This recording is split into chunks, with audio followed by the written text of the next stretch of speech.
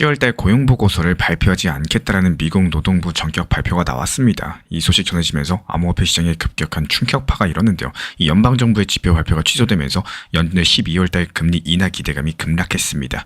실제로 발표 직후에 연방기금 금리 선물 시장에서는 연준의 금리 인하 베팅 확률이 기존 50%에서 지금은 36% 정도로 뚝 떨어졌다라고 보도가 됐고, 이 충격파가 리스크 자산 전반에 전달이 되면서요. 이 급락장 속에서도 암호화폐 선물 시장에서 하루 사이에 수백만 달러, 한화 약 4,500억 원 규모의 선물 포지션이 강제 청산당했습니다.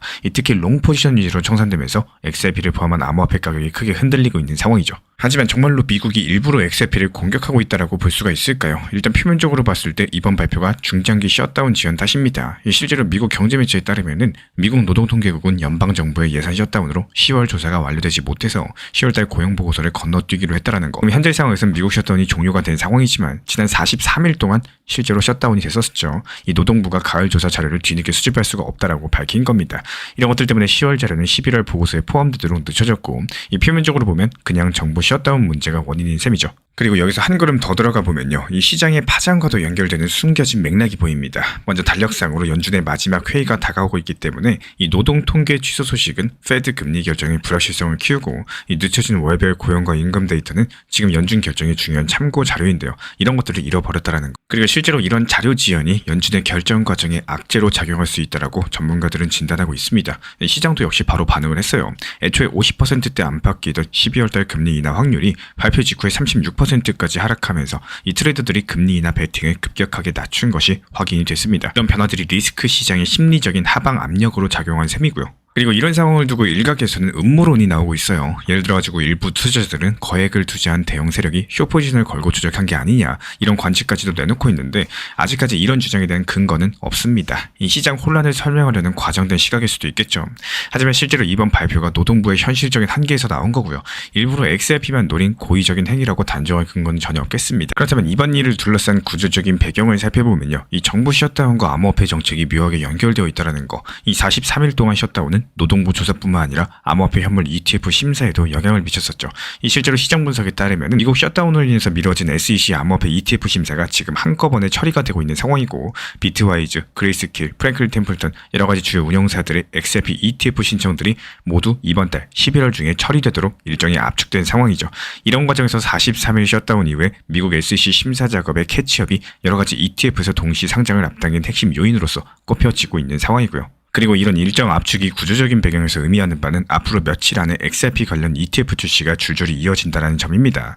이런 것들이 단순하게 뉴스를 기다리는 데서 그치지 않고요. 기본적으로 ETF가 현물로서 운영이 되기 때문에 이게 상장되려면 그만큼의 XRP를 실제로 매입을 해야 됩니다. 즉, 곧 출시될 여러가지 XRP ETF는 수십억 달러 규모의 현물 매수를 수반할 가능성이 크다라는 거고, 현재 진행 중인 신청 과정을 보면요, 11월 19일 비트와이즈가 증권거래위원회 정식으로서 폼 8-A를 제출했습니다. 이렇게 비트와이즈 XRP ETF는 곧 NYSE의 XRP 티커로서 상장될 예정이고요. 이 코인베이스가 이 펀드의 커스터디 업체로서 지정이 된 상황이고, 여기에 이어서 그레이스케일과 프랭클린 템플턴도 11월 24일 XRP ETF 출시할 가능성이 제기가 되고 있습니다.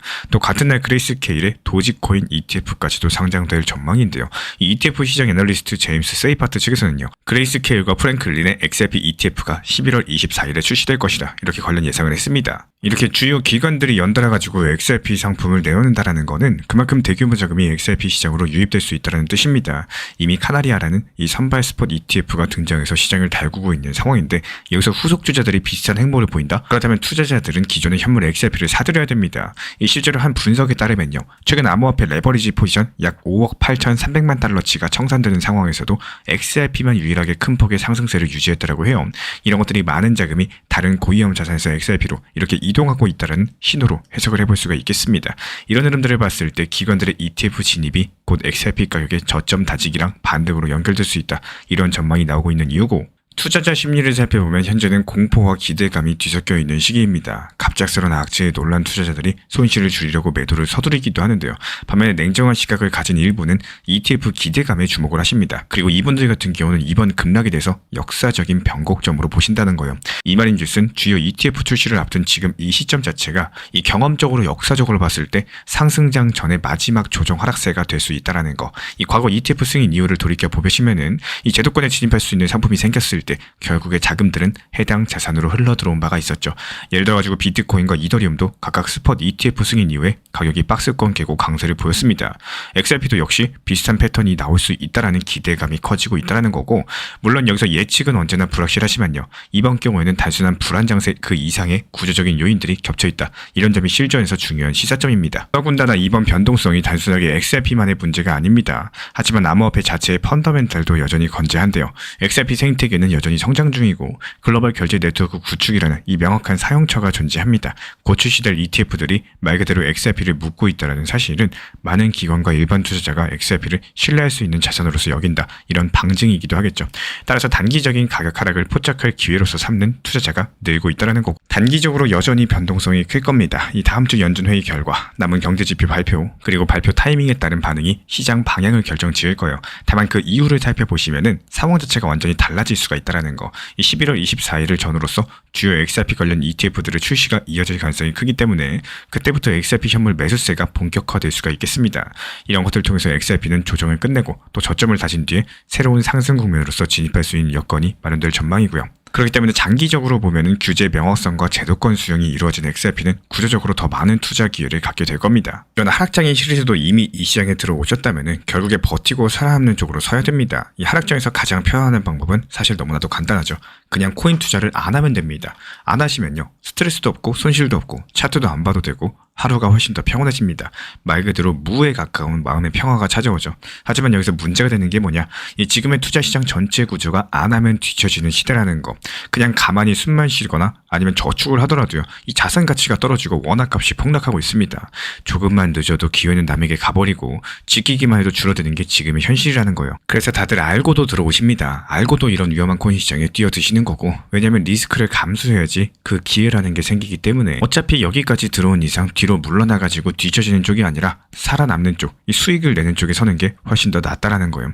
그리고 중요한 건 이겁니다. 오늘 시장이 빠졌다라고 해서 이번 달에 온통 하락장이었다라고 해서 그게 1년 뒤, 2년 뒤 그대로 하락장만 이어진다? 이런 내용은 어디도 없고요. 그런 적도 없습니다. 제가 안내드리고 있는 정보방에서도요, 영상에서 설명을 자주 드린 것처럼 우리 구독자분들께서 가장 관심이 많은 리플에 대해서 이 집중적으로 안내드리는 리플 전용 집중방, 시장 흐름에 맞춰가지고 대응하는 알트 타점 단기 종합방, 메이저 코인과 시장 브리핑 위주로 안내드리는 종합 브리핑방까지도 이 세 가지를 안내드리는 이유도 결국에 아무리 리플이 좋다라고 하고 리플에 대한 말이 많아도 결국에 시장을 순환하는 구조이기 때문에 리플 한 가지로만 매달려서 가기에는 위험한 게 사실입니다.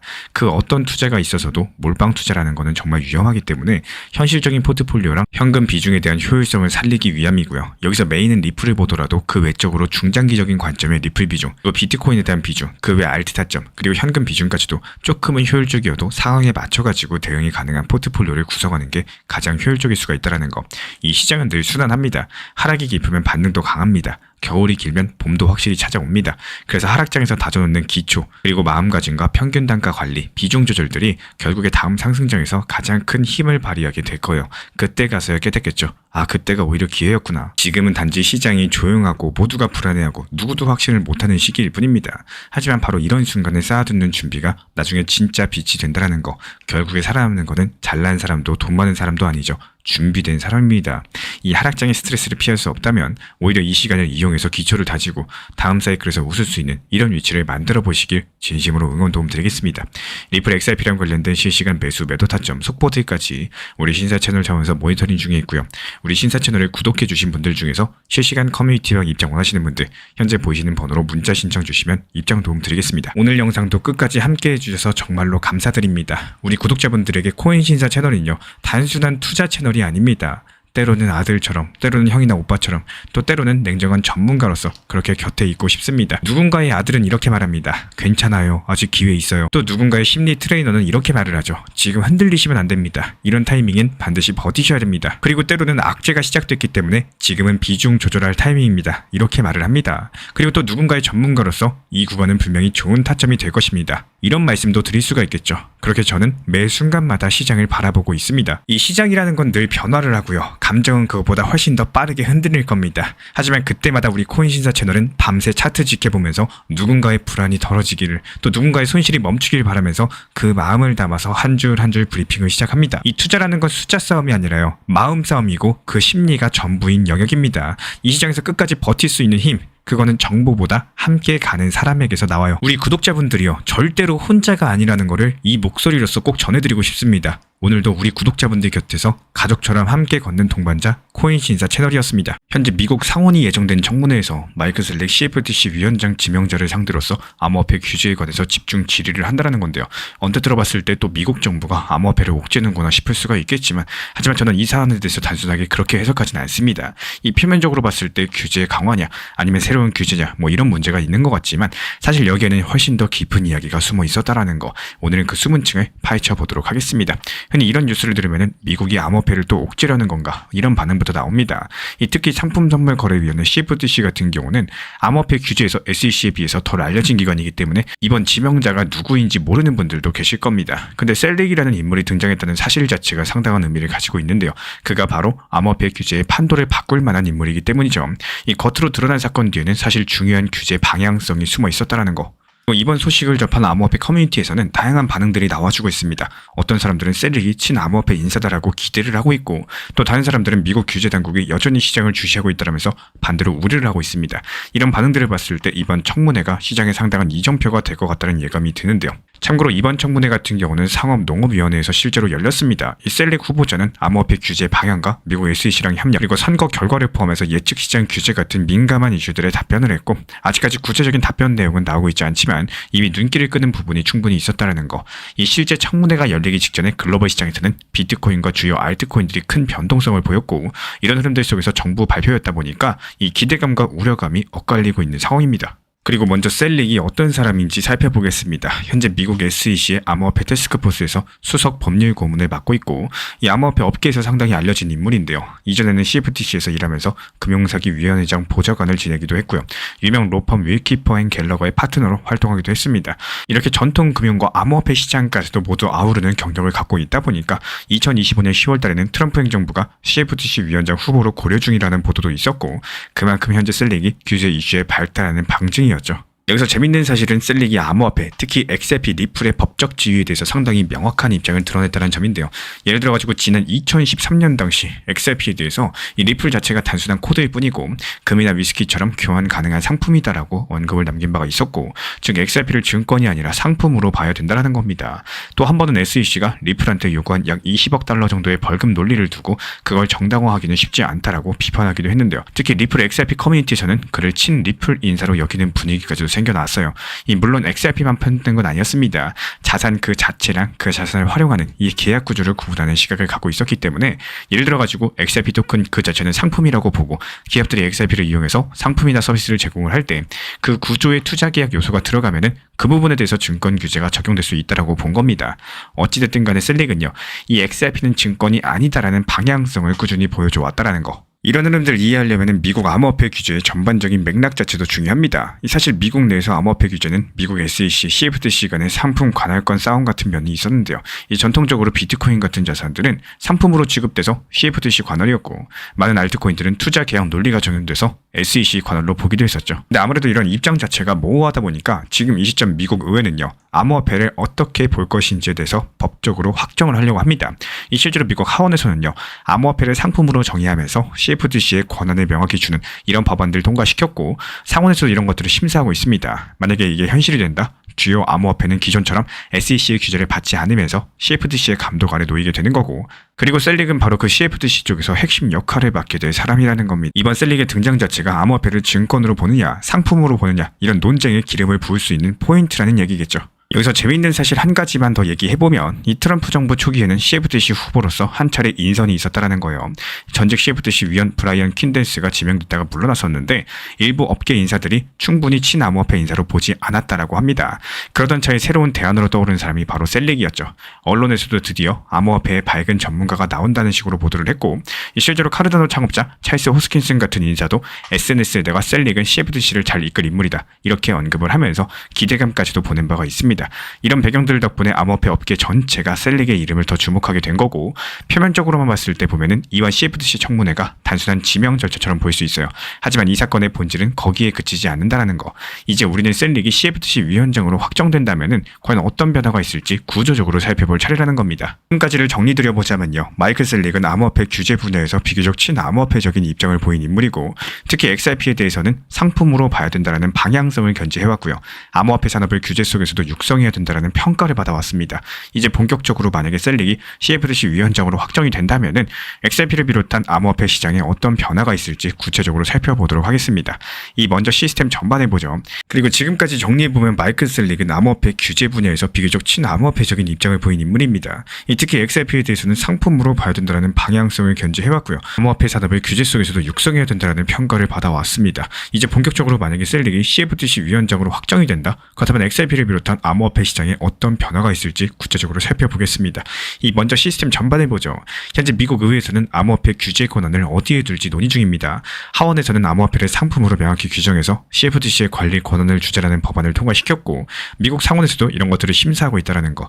쉽게 말씀드리면요, 주요 암호화폐를 증권이 아니다 상품이다 이렇게 공식화하려는 거고, 만약에 이 법안이 현실이 된다? 전통적으로 금이나 기름 같은 상품 시장을 관리해왔던 CFTC가 암호화폐 현물 시장까지 맡게 된다는 거. 그러면 지금까지 어중간했었던 XRP의 법적 지위가 명확해질 수밖에 없겠죠. 다음으로 중요한 차이를 설명하겠습니다. 많은 분들께서 XRP가 미국 SEC 소관인지 CFTC 소관인지 헷갈려 하시는데, 여기서 짚고 넘어가셔야 될 거는 XRP나 비트코인이 상품으로 분류가 됐을 때 SEC가 더 이상 이런 것들을 증권으로 보지 않습니다. 그 대신 CFTC 관할이 된다는 거고, 반대로 XRP가 증권으로 남으면은 미국 SEC가 규제하게 되고요. 여기서 A랑 B를 혼동하시면 안 되는데, 이 상품과 증권은 법적으로 다르다 보니까 예를 들어가지고 금이나 원유 같은 상품은 현물 거래도 CFTC에 보고하도록 합니다.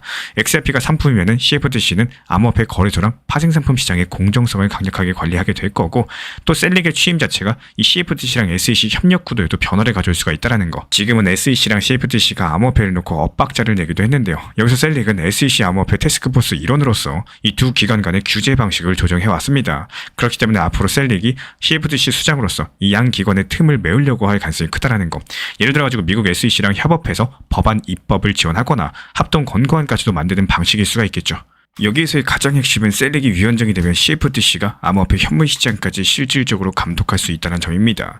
이런 것들이 XRP 같은 자산의 구조적인 호재로 작용이 가능한 거고, 비유를 드리자면 비트코인이나 XRP를 이제 금이나 석유처럼 보는 겁니다. CFTC가 전통적으로 금, 원유 같은 이런 자산의 파생상품 시장을 관리해왔고, 이제 그런 시각으로 XRP에게 적용이 가능하다라는 거예요.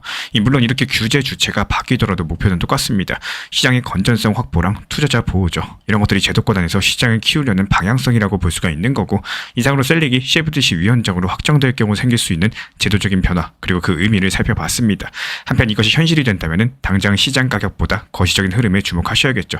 이 준비는 이미 했지만 적용까지는 시간과 변수도 많으니까요. 이제 지금까지의 흐름을 바탕으로 개인 투자자 입장에서 생각해 보겠습니다. 만약에 셀릭의 지명 이후에 논의된 방향성이 실제로 진행이 된다면 XRP가 그동안 변동성 높은 투자 자산으로만 인식되다가 점차 금융 인프라 자산으로 재평가될 수가 있다는 거. 이런 것들이 당장의 가격 급등이 아니라 차분한 제도적인 성장 모멘텀이 커진다는 뜻인 거고, 예를 들면 XRP가 실제 결제망에서 쓰이는 그림이 분명해지면요, 가격보다는 수요의 안정성에 더 집중할 수가 있겠습니다. 그렇다고 해서 당장 아무것도 할 필요가 없다는 얘기는 아닙니다. 여기서 중요한 거는 여러 가지 가능성을 열어두고 준비하는 자세입니다. 예를 들어가지고 현재 온체인 데이터를 보면 XRP 거래소 잔고가 감소 추세라는 분석이 있고요. 거래소에 XRP가 계속 쌓이지 않고 빠져나가고 있다는 거는 적어도 지금 무리한 매도 압력은 크지 않다는 뜻이겠죠. 이런 사실을 바탕으로서 저는 XRP를 저점 매수한 세력이 있는 것 같다, 이런 가설을 세워볼 수가 있겠습니다. 이 가격 차트 관점에서도 상당히 중요한 구간이 보입니다. 예를 들어가지고 최근에 몇 주 동안 XRP는 핵심 지지선 부근에서 반등에 성공을 했고요. 이런 지지선이 유지가 된다면 여기서 규제 리스크가 전부 다 해소된 것과 이런 신호로 볼 수가 있겠죠. 또 반대로 강력한 저항선이 뚫린다면 또 새로운 매수세가 유입되고 있다, 이런 신호가 되는 겁니다. 이런 식으로 데이터랑 차트를 살펴보면서 저는 매수 매도 타이밍을 구상을 합니다. 다시 말씀드려가지고 객관적인 지표를 먼저 보고, 또 그 뒤에 이런 변수가 맞물리면 이런 결과가 나오겠구나, 이렇게 가정을 세워서 판단을 하고요. 우리 구독자분들께서 이럴 때일수록 한쪽 방향만 바라보지 마시고요. 모든 시나리오를 염두에 두는 지혜가 상당히 중요합니다. 이 당장 눈앞의 호재나 악재에 흔들리시기보다는 이 시장의 거시적 구조가 어떻게 바뀌는지에 초점을 맞출 줄 아셔야 되고, 예를 들어가지고 지금 XRP가 주요 기술적 지표에서 신호를 보인다면 이런 것들 전략에 반영하시되 동시에 예상 밖의 반전에도 대비할 줄 아셔야 됩니다. 이 시장의 흐름은 우리의 선택과 준비에 달려있다는 거, 어떤 정보가 나오든지 당황하지 않고 큰 그림을 유지하면서 대응하신다면 분명 앞으로도 어떤 기회가 다가올지 판단이 가능하실 겁니다. 이 상승장에서 남들이 다 잘할 때가 아니라 내가 가장 싫어하는 하락장에서 어떤 선택을 하느냐가 진짜 실력을 결정한다는 겁니다. 이 생각해보면요, 리플이 하락하면 어떻고 갑자기 반등 나오면 어떻고 또 어느 날은 조용히 횡보하면 어떨까요? 이 투자시장은 원래 오르고 내리는 게 일상이고 이런 흔들림 속에서 마음이 요동치는 거는 너무나 자연스러운 일입니다. 하지만 그 한편에서는 늘 두 종류의 사람이 생긴다는 거, 바닥 구간이 너무 무서워서 버티지 못하고 손절하는 사람, 그리고 같은 순간을 기회로 보고 담담하게 추가 매수 타점을 잡는 사람, 이 두 사람의 차이는 돈이 많은지 적은지가 아니라 하락을 바라보는 관점, 그리고 그 순간 감정을 어떻게 다루느냐에서 갈리게 되는 겁니다. 제가 안내드리는 정보방에서도 중요 단기 저점과 단기 고점에 대한 타점뿐만 아니라 이 시장에 대한 이슈, 그리고 리플에 대한 앞으로의 방향성과 중요한 연설, 그리고 이슈 내용 브리핑에 대해서 안내드리고 있는 이유가, 이 요즘 같은 시장은 호재가 호재로 적용하는 게 아니라 이름만 호재인 경우가 많고요. 오히려 악재가 호재로 작용하는 경우에, 그리고 밤 사이에 너무 많은 변화가 나오기 때문입니다. 물론 정보방에서 중요 타점 참고하면서 편리한 대응을 하는 것도 좋은 방법이겠지만요, 이렇게 안내드리는 중요한 리플과 시장 브리핑만 참고하셔도 이 시장의 흐름과 현재 시장의 대응 방법에 대해서 참고하시는데도 상당히 큰 도움이 되실 겁니다. 이 사실 투자 시장에서 상승과 하락은 마치 낮과 밤처럼 이 순환을 하죠. 낮이 지나면 밤이 오고 밤이 지나면 다시 낮이 오는 것처럼 이 상승이 끝나면 하락이 있고 하락이 지나면은 반등과 상승이 옵니다. 이런 구조들이 단 한 번도 깨진 적이 없다라는 거예요. 내가 밤을 더 좋아한다고 해서 세상이 24시간 내내 밤만 있을 수 없는 것처럼 내가 상승장만 원한다고 해서 시장이 상승만 해주는 건 절대 불가능합니다. 그래서 핵심은 이거예요. 내가 좋아하는 구간에서 얼마나 벌었는가가 아니라 내가 싫어하는 구간에서 얼마나 잘 버티고 얼마나 좋은 결과를 만들어낼 줄 아는가. 이 상승장에서 잘하는 건 누구나 할 수 있습니다. 하지만 하락장에서 감정이 흔들리는 순간에도 원칙을 지키고 냉정하게 타점을 잡고 미래를 위해서 움직일 수 있는 사람이 결국에 살아남는 사람입니다. 이 하락 자체가 위기가 아니라 내 실력이 가장 빛날 수 있는 이런 무대라는 거 반드시 기억하셨으면 하겠습니다. 리플 XRP랑 관련된 실시간 매수 매도 타점과 속보들 우리 신사 채널 차원에서 모니터링 중에 있고요. 이에 따른 단기 반등 타점에서 빠르게 실시간 브리핑 도움 드리고 있기 때문에 우리 신사 채널 구독해주신 분들 중에서 실시간 커뮤니티방 입장 원하시는 분들 현재 보이는 번호로 문자 신청 주시면 입장 도움 드리겠습니다. 오늘 영상도 끝까지 함께 해주셔서 정말로 감사드립니다. 우리 구독자분들에게 코인 신사 채널은요, 단순한 투자 채널이 아닙니다. 때로는 아들처럼, 때로는 형이나 오빠처럼, 또 때로는 냉정한 전문가로서 그렇게 곁에 있고 싶습니다. 누군가의 아들은 이렇게 말합니다. 괜찮아요. 아직 기회 있어요. 또 누군가의 심리 트레이너는 이렇게 말을 하죠. 지금 흔들리시면 안 됩니다. 이런 타이밍엔 반드시 버티셔야 됩니다. 그리고 때로는 악재가 시작됐기 때문에 지금은 비중 조절할 타이밍입니다. 이렇게 말을 합니다. 그리고 또 누군가의 전문가로서 이 구간은 분명히 좋은 타점이 될 것입니다. 이런 말씀도 드릴 수가 있겠죠. 그렇게 저는 매 순간마다 시장을 바라보고 있습니다. 이 시장이라는 건 늘 변화를 하고요. 감정은 그것보다 훨씬 더 빠르게 흔들릴 겁니다. 하지만 그때마다 우리 코인신사 채널은 밤새 차트 지켜보면서 누군가의 불안이 덜어지기를, 또 누군가의 손실이 멈추길 바라면서 그 마음을 담아서 한 줄 한 줄 브리핑을 시작합니다. 이 투자라는 건 숫자 싸움이 아니라요, 마음 싸움이고 그 심리가 전부인 영역입니다. 이 시장에서 끝까지 버틸 수 있는 힘, 그거는 정보보다 함께 가는 사람에게서 나와요. 우리 구독자분들이요, 절대로 혼자가 아니라는 거를 이 목소리로서 꼭 전해드리고 싶습니다. 오늘도 우리 구독자분들 곁에서 가족처럼 함께 걷는 동반자 코인신사 채널이었습니다. 방금 전에 미국 노동부가 9월달 고용지표를 발표했죠. 근데 숫자가 공개되자마자 암호화폐 시장이 또 바로 흔들렸습니다. 그래서 오늘 영상에서는 이 모든 흐름들을 아주 쉽게 하지만 깊이 있게 정리드려 보도록 하겠습니다. 이 지금 상황들 자체가 하나씩 따라와 주시면요, 먼저 이번에 발표된 핵심 내용부터 살펴보겠습니다. 이 9월달 비농업 신규 고용이 약 11만 9천 명 정도 증가했고 시장 예상치는 대략 5만 명이었기 때문에 거의 2배 이상 뛰어난 숫자가 나온 셈입니다. 고용지표가 이렇게 강하다고 이렇게 놀랄만한 지표였죠. 거의 뭐 말도 안 되는 수준인데, 그런데 또 중요한 건요, 이번에 실업률이 발표된 게 4.4%였습니다. 예상치였던 4.3%보다도 조금 더 높게 나왔다라는 거. 그렇다면 여기서 중요한 포인트는 고용 증가랑 실업률 상승이 함께 나오는 것 자체가 흔하지 않은 조합이죠. 보통 고용이 강하면은 실업률이 떨어지고 또 고용이 약하면은 실업률이 올라가는, 이렇게 반비례의 관계에 있는 게 자연스러운 흐름인데, 이번에 두 가지 지표가 동시에 위로 올라갔다? 이거는 고용시장 내부에서도 고용도 늘었지만 구직자도 함께 늘었다, 이런 의미로서 읽힐 수가 있겠습니다. 여기서 한 가지 더 기억하셔야 될 점은 8월달 고용 수치가 당초 발표보다 더 낮게 수정됐다는 점인데요. 즉 이전 달의 약함을 이번 달이 어느 정도 보완한 모습으로 볼 수도 있겠습니다. 그렇다면 이 숫자들이 과연 시장에 어떤 메시지를 던지고 있을까요? 한쪽에선 노동시장이 아직 완전히 잡히지 않았다라는 신호로 해석이 가능하고, 또 다른 쪽에서는 이 정도면 금리 인하를 쉽게 단행하기 어렵지 않겠냐, 이런 우려가 생기고 있습니다. 이 실업률이 올라갔다? 미국 연준이 상당히 중요하게 보는 지표지만요, 고용 증가폭이 또 너무 강해서 금리 인하 명분을 약하게 만들 수가 있기 때문이에요. 그렇다면 여기서 우리 구독자분들께 질문 하나 드려보도록 하겠습니다. 우리 구독자분들은 이 데이터를 어떻게 보시나요? 현재 시장에서 올라주고 있는 강력한 고용, 그리고 또 같이 오르는 실업률, 이게 과연 어떤 의미가 더 맞다라고 느껴지시나요? 그렇다면 이제 시장 반응을 살펴볼 차례겠죠. 이 고용지표 발표 직후에 비트코인과 리플, 그리고 주요 알트들이 거의 동시에 급락했습니다. 불과 한두 시간 안에 무려 수천억 원에 달하는 레버리지 포지션이 강제 청산됐는데요. 이 전체로 보면 약 2조 원에 가까운 포지션이 24시간 동안 증발했습니다. 그리고 그 중에서도 비트코인은 발표 직후에 1시간 만에 1조 원이 넘는 포지션이 공중으로 사라졌어요. 왜 이런 일이 순식간에 일어났을까요? 그 이유는 간단합니다. 이 레버리지 포지션 때문인 거고, 시장이 가격을 버티지 못하면 자동으로 포지션을 강제 청산하는 구조가 되죠. 이런 기능 자체가 위험 방지를 위한 시스템이지만, 이 하락장이 오면은 오히려 그 자동 청산이 연쇄 폭발처럼 이어지면서 하락폭을 급격하게 키우는 부작용이 생긴다라는 거. 즉, 한번 가격이 흔들리기 시작하면은 청산이 가격을 밀고, 그 밀린 가격이 또 다른 청산을 불러오고, 이런 악순환이 몇 분, 몇십 분 안에 폭발적으로 이어지게 되는 겁니다. 실제로 오늘 시장이 정확히 그랬습니다. 가격이 조금 흔들리자마자 레버리지 포지션이 도미노처럼 터지기 시작했고요. 결국에 시장이 순식간에 얼어붙는 분위기를 만들었습니다. 이미 투자 심리가 위축되어 있던 상황이었기 때문에 그 충격이 더 크게 느껴진 것도 분명합니다. 결국에 정리드리자면은 이번 9월달 고용지표는 강력한 고용과 상승한 실업률, 이런 독특한 조합을 만들었고, 이 데이터가 금리 인하 기대에 복잡한 영향을 주면서 시장이 긴장을 했습니다. 거기에 레버리지 청산이 연달아 터지면서 암호화폐 가격이 크게 흔들렸고요. 많은 분들께서 상승을 노리고 높은 레버리지 롱 포지션을 잡고 있었는데, 이 시장 자체가 예상보다 빨리 밀리면서 그 손실 임계점을 건드렸었다는 거. 이런 지점만 넘어가면은 거래소 시스템이 자동으로 포지션을 강제 정리하게 될 겁니다. 이거를 자동 청산이라고 하죠. 여기서 문제가 되는 게 뭐냐, 이 청산 자체가 또 다른 매도로 이어지면서 추가 하락을 촉발한다는 점입니다. 한번 무너지기 시작하면은 도미노처럼 이 순식간에 번져나가는 구조겠죠. 이제 본격적으로 왜 이렇게 큰 금액이 날아가는지 살펴보겠습니다. 단 1시간 만에 3천억에 가까운 청산이 발생했고, 그중에 대부분은 상승에 베팅한 롱 포지션에서 터져 나왔습니다. 일단 쇼 포지션도 함께 정리는 됐어요. 이 비트코인이 9만 달러 아래로 내려가면서 레버리지 거래자들을 강력하게 흔들렸고요. 그리고 이 구간에서 1,300억이 자동으로 정리됐고, 또 코인별로는 솔라나, 리플, 도지코인까지 전반적으로 타격을 피하지 못했습니다. 지금은 리플 XRP만 떨어지는 장세가 아니라 모든 암호화폐가 다 함께 하락하는 장세라는 거예요.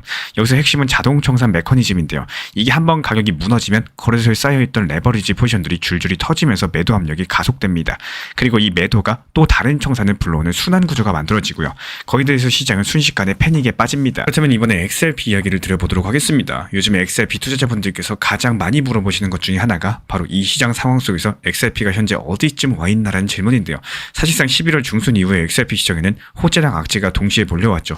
호재부터 살펴봤을 때 대형 자산운용사들이 XRP 현물 ETF 상장을 잇따라 발표했습니다. 비트와이즈가 뉴욕 증권거래소에 스팟 XRP ETF를 상장한다라고 밝히면서 이에 따른 시장 기대감이 크게 달아올랐고, 전통 금융사들도 비슷한 움직임을 보이면서 XRP의 제도권 편입이라는 이런 기대감이 현실로 다가오는 분위기가 조성이 됐습니다. 이 XRP가 글로벌 결제 시장을 재편할 중심 자산이 될 수 있다는 평가도 나왔죠. 하지만 여기서 가격은 복합적인 흐름을 탔습니다. ETF 기대감으로 한 차례 상승했지만 이 글로벌 금융시장 불안정과 긴축 불확실성이 겹치면서 강력한 추세로 이어지지는 못했어요. 시장 전문가들은 XRP가 기관 신뢰를 얻긴 했지만 이 단기적으로 뉴스보다 매크로 환경에 더 민감하다는 의견까지도 내놨습니다. 그리고 또 다른 큰 호재는 리플의 스테이블 코인 RLUSD입니다. 출시 이후에 발행량이 급증했고요. 최근에는 글로벌 카드사랑 손잡아서 실제 결제 정산 실험까지도 시작했죠. 카드 사용 내역을 블록체인 기반 스테이블 코인으로 정산하는 이런 구조인데, 이 작업을 리플 원장 위에서 진행하고 있다는 점이 상당히 중요합니다. 이 전통 금융망과 블록체인을 자연스럽게 연결하려는 시도이고, 이런 흐름들이 잡히면은 XRP 생태계의 실제 수요는 훨씬 더 강력하게 뒷받침될 거라는 거. XRP가 이미 빠른 송금 속도랑 낮은 수수료 덕분에 글로벌 결제 인프라의 표준화를 목표로서 움직이고 있습니다. 시가총액 상위 자산으로 자리 잡고 있고요. 연구기관들은 글로벌 결제시장 규모가 앞으로 수년 안에 엄청나게 확대될 것이라고 전망하고 있습니다. XRP가 이 시장에서 브릿지 자산으로 기능하려고자 하는 전략을 꾸준히 펼치는 중인데, XRP는 ETF 상장, 기관 진입 확대, 그리고 스테이블코인 실험 같은 강력한 호재를 기반으로 중장기적인 펀더멘털이 탄탄한 상태이고요. 다만 전체 암호화폐 시장이 흔들릴 때는 단기적으로 조정을 받기도 합니다. 여기서 중요한 거는 단기 변동보다 XRP 네트워크가 실제 금융 인프라랑 연결되는 이런 속도랑 방향성이겠죠. 지금 시장의 관심은 딱 한 가지입니다. 미국 연준이 12월 달 회의에서 과연 어떤 결정을 내릴 것인가, 그리고 여기에 따라 가지고 금융시장은 어떻게 움직일 것인가 하는 점이고요. 요즘에 연준 내부 기류를 보면은 금리를 인하하는 방향보다는 지금 수준을 유지하면서 물가를 더 지켜보자라는 분위기가 조금 더 무겁게 깔려있고, 최근 의사록에서도 인상과 인하 중에 어느 쪽이냐는 논쟁보다는 물가가 다시 튀어오르면 곤란하다라는 경계심이 더 강력하게 보였죠. 이 실제로 시장도 한 달 전까지만 해도 12월 달 인하를 거의 기정사실로 생각을 했지만, 지금은 그 확률을 절반 이하로 낮춰잡고 있다는 거. 그렇다면 각각의 시나리오를 구체적으로 살펴볼게요. 먼저 첫 번째는 금리 동결입니다. 현재 가장 가능성이 높은 방향성이고, 연준이 금리를 현재 수준에서 유지한다는 소식이 나오면은 이 시장은 비교적 차분하게 반응할 가능성이 크겠죠. 이미 어느 정도 예상된 그림이기 때문에 이 동결이 발표되면은 비트코인 같은 위험 자산도 단기적으로 잠깐 반등하거나, 아니면 지금처럼 좁은 범위에서 안정된 흐름을 보일 수가 있다라는 거. 다만 투자자들이 기대해왔던 올해 안에 한 번쯤은 인하가 나오지 않을까, 이런 기대감이 완전히 사라지면요, 그때는 잠깐 흔들리는 구간이 생길 수가 있겠습니다. 그리고 두 번째는 금리 인하입니다. 이 확률은 낮지만 만약에 연준이 갑작스럽게 인하 쪽으로 움직인다라면은 이 시장이 훨씬 더 강력하게 반응을 할 거고, 미국 경제에 대한 자신감, 인플레이션에 대한 통제력을 자신하는 여러 가지 비중 있는 메시지가 함께 나온다면은 이 달러는 약해지고 위험 자산은 크게 오를 수 있겠습니다. 이런 환경 자체가 암호화폐 시장이 가장 좋아하는 환경이죠. 하지만 인플레이션이 확실히 안정되지 않은 지금 상황에서는 이 시나리오의 현실성은 다소 낮다라는 거. 그리고 세 번째는 매파 유지입니다. 이런 것들이 시장 입장에서 부담이 가장 큰 상황이고요. 만약에 미국 연준 차원에서 금리 인하는 아직 멀었다, 심지어 상황이 필요하면은 더 올릴 수도 있다, 이런 뉘앙스를 내놓게 된다면은 달러 가치가 강력해지고 위험 자산은 약해지는 흐름을 피하기가 어렵겠습니다. 이 비트코인도 단기적으로 봤을 때 다시 눌릴 수가 있고, 기관들은 현재처럼 포지션을 빠르게 줄이는 쪽으로서 움직일 가능성이 높습니다. 실제로 최근 시장을 보면요, 벌써부터 이런 변화들이 감지되고 있다는 거. 비트코인 선물 ETF에서는 자금이 빠져나가고 있고요. 기관들은 큰 손실을 피하기 위해서 노출을 줄이고 있습니다. 달러는 강세로 돌아서고 채권 금리도 소폭 올라가면서 전형적인 위험 회피 모드가 나타나고 있다는 거예요. 그리고 이번 영상에서 시장이 흔들릴 때 투자자가 어떤 선택을 하느냐에 따라서 결과가 얼마나 달라질 수 있는지, 이 두 가지 유형의 투자자를 예시로 들어보도록 하겠습니다. 특히 최근처럼 급락과 반등이 빠르게 교차하는 국면에서는 투자 심리가 순식간에 뒤집히기 때문에 이 스스로의 성향을 먼저 이해하시는 게 무엇보다 중요해요. 먼저 단기 투자자 A씨의 사례부터 살펴볼게요. A씨가 최근에 강력한 상승 흐름을 보면서 레버리지를 크게 걸고 단타 매매를 즐기던 투자자였습니다. 그런데 갑작스러운 급락이 나오면서 A씨가 그대로 공포에 휩싸였어요. 조금 더 올랐을 때 차익을 챙길 걸, 이런 후회감이 밀려왔었고, 손실이 커졌다는 이유만으로 시장을 급하게 떠나는 패닉세를 선택을 했습니다. 하지만 바로 이 지점이 A씨가 가장 크게 실수한 순간이었습니다. 이 시장이 흔들릴 때 겁이 나서 던지는 매도는 대부분 저점에서 이뤄지고요. 결과적으로 손실을 고정시키면서 끝내버리는 경우가 상당히 많습니다. 그래서 급등 구간에서 무리하게 잡은 포지션이라면 반드시 손절선을 미리 정해두시고, 예측이 아니라 원칙에 따라서 움직일 줄 아셔야 된다는 거예요. 이 급변동 시기에는 무조건 현금 비중을 올리고, 진입은 추세가 확인된 뒤에 차분하게 하는 편이 유리하겠죠. 반면 장기 투자자 B씨는 전혀 다른 사고방식을 가지고 있습니다. 이 수년 동안 꾸준히 암호화폐 시장을 지켜본 경험 덕분에 급락이 오더라도 당황하지 않습니다. 그리고 B씨는 오히려 이런 구간들을 기회로 볼 거예요. 이 시장이 공포에 휩싸일 때 실제 가치보다 가격이 더 과하게 눌리는 경우가 많기 때문이죠. 물론 그렇다고 해서 아무 때나 뛰어들진 않습니다. 레버리지는 최대한 줄이고, 가격이 움직일 때마다 소량씩 분할로서 매수해서 평균 단가를 안정적으로 맞춥니다. 이런 방식은 단기 리스크를 낮추면서도 그 이후에 반등이 나올 때 더욱더 큰 회복력을 제공을 한다는 거고, 이 결국 B씨의 핵심은 감정이 아니라 원칙을 따르는 태도입니다. 체계적인 매수 전략과 분할 접근들, 그리고 흔들릴 때도 자신이 정한 철학을 지키는 거, 이것이 바로 중장기 투자자들이 살아남는 방식이라는 거예요. 여기서 많은 분들이 공통적으로 실수하는 지점을 몇 가지 짚어보자면은, 이제 먼저 과도한 레버리지입니다. 급등장에서 수익을 크게 내주는 것처럼 보이지만요, 뉴스 한 줄에 순식간에 청산당하는 경우가 흔하다라는 거. 특히나 금리나 고용처럼 시장을 뒤흔드는 지표가 나오는 날에는 레버리지를 최소화하는 것이 가장 안전하겠죠. 그리고 두 번째, 이 한 가지 자산군에 집중하는 올인 투자입니다. 암호화폐만 들고 있으면 좋을 때는 정말 빠르게 올라가지만요. 나쁠 때는 폭락의 충격이 그대로 들어온다라는 거. 이 금이나 채권, 현금까지 다양한 자산을 함께 구성하는 이유가 바로 여기에 있겠죠. 마지막으로 투자자의 마음을 망가뜨리는 두 가지 감정, 이 공포와 탐욕 때문입니다. 여기에 휘둘리는 순간에 경계하셔야 되는 거고, 겁이 나서 던진다거나 반대로 무리하게 저가 매수를 시도하는 행동들은 대부분 더 큰 손실로 이어지겠죠. 결국에 오늘 발표된 미국의 고용지표는 예상보다 큰 폭의 증가를 보였고, 또 동시에 실업률이 오르는 흐름까지도 겹치면서 시장은 이해하기 어려운 신호를 받아들였습니다. 이런 불확실성이 연준이 금리를 얼마나 내릴지에 대한 기대를 약하게 만들었고, 결국 위험자산 선호가 빠르게 식어버렸습니다. 비트코인과 이더리움 같은 주요 자산들이 흔들리면서 XRP를 포함한 거의 모든 코인이 동반 하락했고요. 레버리지 포지션은 연쇄적으로 청산되면서 낙폭을 더 키웠습니다. 앞으로 시장 흐름들은 이 연준의 금리 결정에 따라서 크게 달라질 거예요. 그래서 지금은 공격적으로 움직이시기보다는 각 시나리오에 대비해서 포지션 점검하고 현금 비중과 분할 전략들 다시 잡아두는 것이 무엇보다 중요합니다. 우리 구독자분들도 이번 기회에 스스로 어떤 투자자 타입인지 한번 점검해보시고 다음 변동성이 올 때는 더 단단한 마음으로 시장을 바라보셨으면 좋겠습니다. 지금 이 시장 자체가 지루하고 답답하게 보여도요. 결국에 꾸준함이 가장 큰 결과를 만든다라는 거. 많은 분들께서 너무 짧은 시간 안에 큰 성과를 만들려고 하다가 중간에 포기하시거나 재미가 없어서 멈추는 경우가 정말 많죠. 이런 것들이 투자만의 이야기가 아니라 우리가 일상에서 자주 겪는 패턴이기도 해요. 헬스를 떠올려보면 금방 이해가 되실 겁니다. 헬스장 몇 번 갔다고 닭가슴살 일주일 먹었다고 몸이 드라마틱하게 변하지 않는 것처럼 투자라는 것도 몇 번의 시도랑 짧은 관심만으로 큰 결과가 나오는 구조가 절대 아닙니다. 요즘에 러닝도 마찬가지죠. 러닝화 사고 의욕 넘치게 두세 번 뛰다가 이거 생각보다 힘들다, 재미없다, 그만두는 경우가 허다합니다. 그러면 당연하게도 몸은 변하지 않고 기록은 늘지도 않고 결과는 그냥 제자리예요. 이 코인 시장도 똑같아요. 지금 내가 보고 있는 페이지가 하락장이라고 해서 앞으로 평생 하락장이 지속되는 게 아니죠. 지금 당장은 우중충해 보이고 지루하고 답답해 보일 뿐이지 누군가는 이런 구간 좋아하시고요. 이 구간에서 기회를 찾고 오히려 지금이 더 재밌다라고 느끼고 있을 수도 있겠습니다. 최근에 시장이 안 좋다 보니까 정보방에 대해서 관심이 늘어나셨고 또 입장도 한번 해볼까? 이런 생각하시는 분들이 많아지신 것 같습니다. 우선 정말 중요하지만 제가 안내드리는 리플과 단기 종합 브리핑 정보방에서는 항상 말씀드리는 업비트, 빗썸, 현물 매매에 대해서만 안내를 도움드리고 있어요. 선물 매매나 해외 거래소에 대해서는 설명이나 상담조차 드리지 않고 있습니다. 저는 몰빵 매매, 뭐 아니면 도 이런 투자보다 내일을 보는 원칙 매매를 잘 활용하시는 것들을 항상 추천드려요.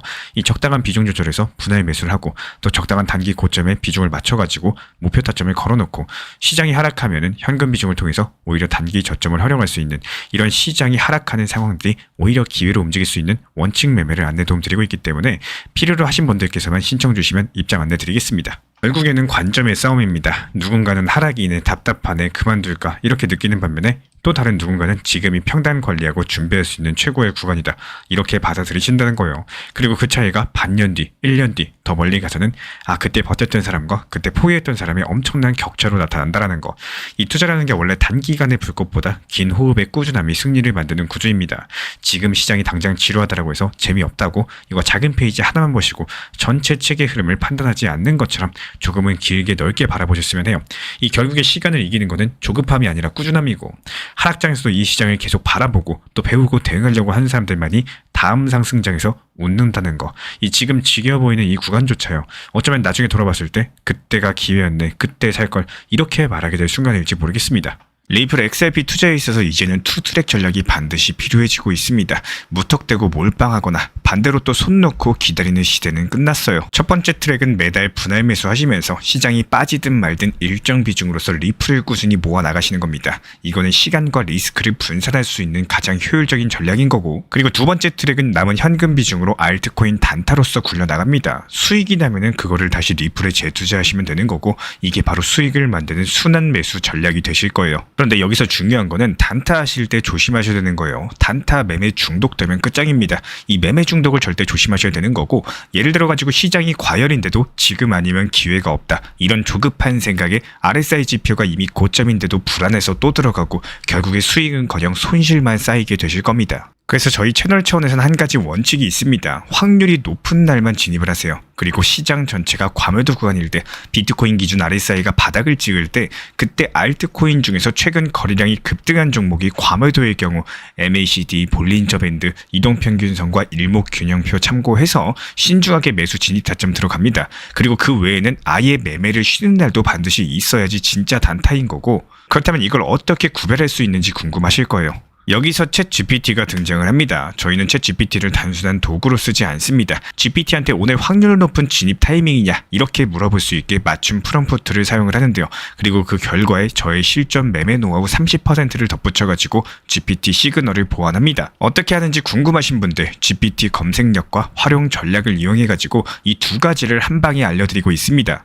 현재 보이시는 번호로서 리플 단타라고 문자 남겨주세요. 지금 이 영상 보신 분들에게만 오픈합니다. 그냥 GPT 쓰는 법이 아니라 투자로 연결되는 GPT 사용법 지금 바로 알려드리도록 하겠습니다. 방금 전 긴급 속보로서 전달드립니다. 이번에 모건 스탠리 측에서 갑작스럽게 올해 12월달 미국 연준 금리 인하 전망을 철회한다라고 밝혔는데요. 이 시장에서 지난주에 웨이스파고 측에서 10월 30일 그리고 12월달에 각각 25일씩 금리 인하를 전망한다고 했던 상황입니다. 하지만 이번에 모건 스탠리 측에서는 이 고용 지표를 반영해서 12월달 금리 인하는 없을 것이다라고 판단을 한 거고, 이번 발표랑 함께 암호화폐 시장이 한순간에 냉각되고 있는 상황입니다. 비트코인은 페드 의사록 공개 이후에 89,000달러 아래로 급락하고 있고요.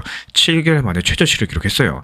리플 XRP도 예외가 아니었죠. XRP가 최근에 2.2달러 지지하던 중에 중요 구간마저 하향 돌파하면서 큰 폭의 하락세를 보였었고 한때 2.08달러까지 밀리면서 거래가 되고 있습니다. 이런 격변의 흐름을 빠짐없이 짚어보고 또 리플 투자자 입장에서 다양한 시나리오들 함께 분석해 보도록 하겠습니다. 이번 사건의 핵심은 단순하게 금리를 내리냐 마냐가 아니라요. 금리 전망이 시장의 수급과 심리에 어떤 식으로 파고들어서 변화를 일으키는가에 있습니다. 이 금리 전망이 바뀌는 순간에 가장 먼저 흔들리는 것이 위험자산이고, 위험자산 중에서 가장 대표적인 게 코인이죠. 이 최근에 큰 금융기관들조차도 서로 다른 전망을 내놓고 있을 만큼 이 금리 방향성 자체가 빠르게 바뀌고 있다는 거. 그리고 여기 연준 의사록에서 상당수 위원들이 12월달 금리 인하를 반대했고요. 이 실업률이나 물가도 여전히 연준 목표치에 맞지 않는다는 점을 강조했습니다. 쉽게 말씀드리면 현재 미국 연준은요, 경제가 아직까지 충분히 안정적이지 않다라고 판단을 한 거고, 그 말인즉슨 현재 금리를 당장 내리지 않을 수 있다는 의미로 읽어볼 수가 있겠죠. 그리고 이런 시그널들이 시장에 들어오는 순간에 위험자산에서는 돈이 빠르게 빠져나가기 시작을 합니다. 특히나 XRP 같은 경우는 시장 전체가 약할 때 더 깊은 낙폭을 보이곤 하는데요. 이런 것들이 고래 지갑의 매수세가 예전만큼 강하지 않거나 또 단기 모멘텀이 약해진 영향성이 크다는 겁니다. 이 반대로 중장기적으로 보면 XRP는 기관 수의 확대 가능성, ETF 승인 기대감, 스테이킹 도입 논의 같은 여러 가지 호재를 품고 있다는 점에서 단기 흐름과 장기 구조를 구분해서 볼 필요가 있겠죠. 그리고 무엇보다 중요한 거는 금리 인하면은 코인 상승이라는 단순한 공식이 늘 맞는 건 아니라는 점이에요. 이 과거사를 떠올리면 더 명확합니다. 팬데믹 시절에는 연준이 강력하게 돈을 풀면서 비트코인이 역사적인 랠리를 만들었고, 또 반대로 2018년처럼 긴축이 강해지면은 비트코인은 2만 달러에서 3,000달러 근처까지 폭락하기도 했습니다. XRP도 역시 소송 이슈 기대감이 커졌을 때 급등하기도 했었지만 이 금리 리스크가 커지면은 변동성이 더 커지는 패턴들을 보여왔어요. 그리고 또 하나 짚고 넘어가야 될 점은 바로 XRP는 단순한 투자 자산이 아니라 실제 사용 기반의 결제형 자산이라는 점입니다. 이 비트코인이 디지털 금처럼 움직인다면은 XRP는 실제 결제랑 은행 간의 송금 시스템에 쓰이도록 설계된 자산이죠. 그래서 금리 변화가 기술주나 경기 민감주랑 비슷하게 움직이는 비트코인과는 또 다르게 반영될 때가 많습니다. 이 시장이 헷갈려하는 이유도 바로 여기에 있다는 거예요. 미국의 이번 현상은 연준의 정책 결정 과정, 즉 3단계 메커니즘으로 보면 이해가 쉽습니다. 먼저 연준은 고용과 물가 지표를 보고 금리를 어떻게 할지 판단을 할 거고, 금리가 정해지면 단기 자금 시장과 은행 간의 금리가 따라서 움직이게 될 겁니다. 이런 흐름들이 기업의 투자 결정과 소비자 심리에 전달되면서 결국에 경제 전반을 움직이게 된다는 거. 지금은 이 첫 번째 단계에서 아직까지 금리를 내릴 시점이 아니다라는 결론이 강력하게 나온 상태고요. 그래서 시장이 흔들리고 위험자산에 민감하게 반응하면서 XRP는 단기적으로 더 큰 타격을 받은 겁니다. 그리고 미국 연준의 3단계 시스템과 현재 상황을 구조적으로 분석해드려 보도록 하겠습니다. 먼저 연준 정책 결정과 더불어 가지고 이 페드는 전통적으로 고용 최대화랑 물가 안정, 이 두 가지 목표를 조합해서 판단을 합니다. 현재 미국의 물가 상승률은 페드 목표치 2%보다 여전히 높죠. 그리고 고용 지표 자체도 완전히 허용치로 치닫은 상황이 아니라는 거. 즉 인플레는 잡아야 되지만 성장은 염두에 두어야 하는 이런 양면 전략의 단계에 있습니다. 이런 경제 지표를 바탕으로서 페드는요, 금리 변경 여부를 결정을 하고, 이번 모건 스탠리 철회는 바로 이런 단계에서 나온 결과물이다, 이렇게 보시면 되는 겁니다. 페드의 금리 정책은 단기 금리에 반영이 되고, 이 금리가 은행 간의 대출 금리 그리고 RRP 금리 등에 영향을 줍니다. 현재 FOMC 회의록에서도 머니마켓의 스트레스 신호가 감지가 됐고요. 이런 것들이 시장 유동성 조절과 맞물리게 된다는 거. 이 금리가 높은 구조에서는 은행 간의 자금 조달 비용이 올라가면서 대출이 줄어들고, 이 기업과 가계의 투자랑 소비가 억제가 됩니다. 결과적으로 봤을 때 위험 자산에 대한 수요가 감소하면서 채권이나 현금 보유 선호가 늘어나겠죠.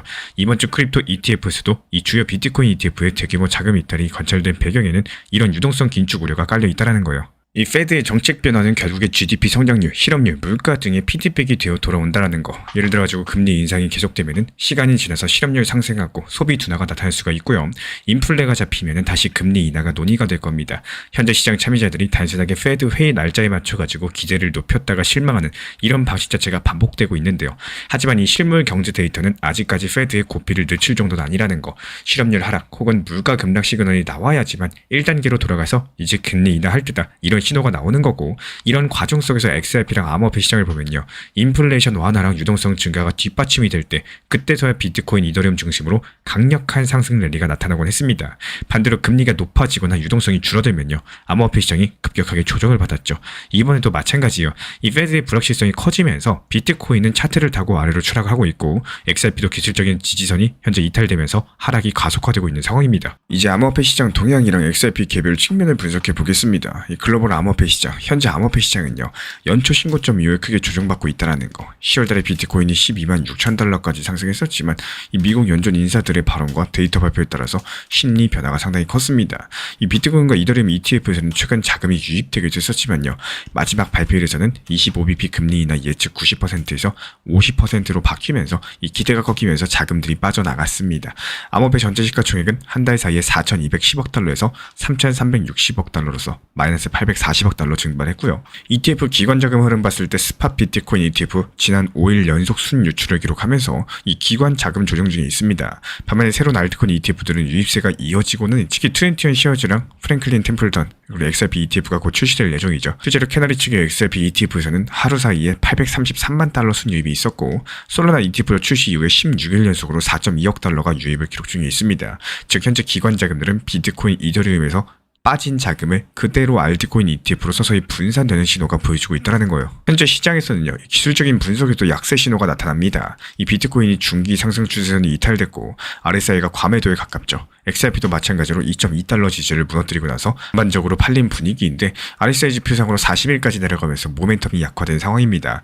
이 단기 관점에서 주요 지지 구간 2.1달러 회복 여부가 관전 포인트가 될 텐데요. 풀다우닝 매도 물량은 아직까지 제한적이고 2024년과는 다르게 대형 레버리지 포지션의 청산이 급격하게 발생한 상황은 아니기 때문에 오히려 장기 보유자들은 2달러 초반 가격에 추가 매수 기회를 노리고 있는 분위기라는 거예요.